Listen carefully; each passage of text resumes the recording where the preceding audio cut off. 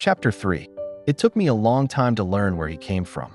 The little prince, who asked me so many questions, never seemed to hear the ones I asked him.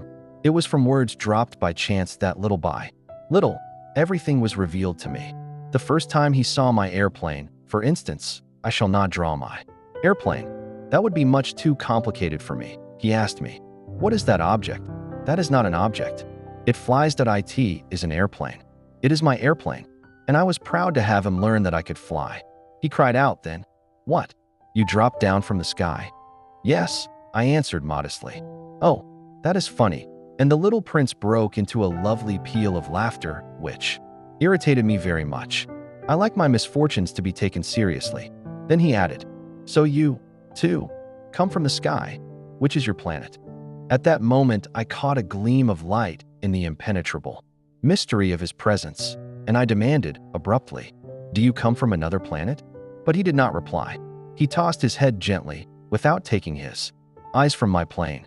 "It is true that on that you can't have come from very far away." And he sank into a reverie, which lasted a long time.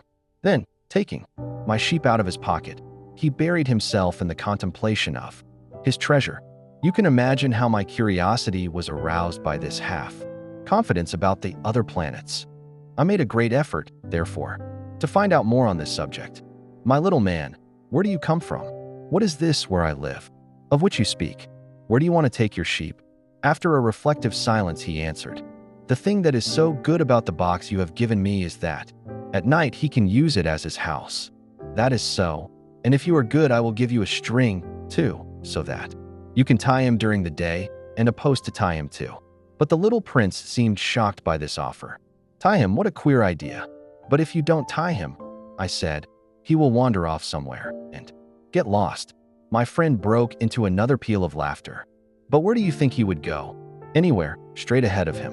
Then the little prince said, earnestly, "That doesn't matter. Where I live, everything is so small." And, with perhaps a hint of sadness, he added, "Straight ahead of him, nobody can go very far."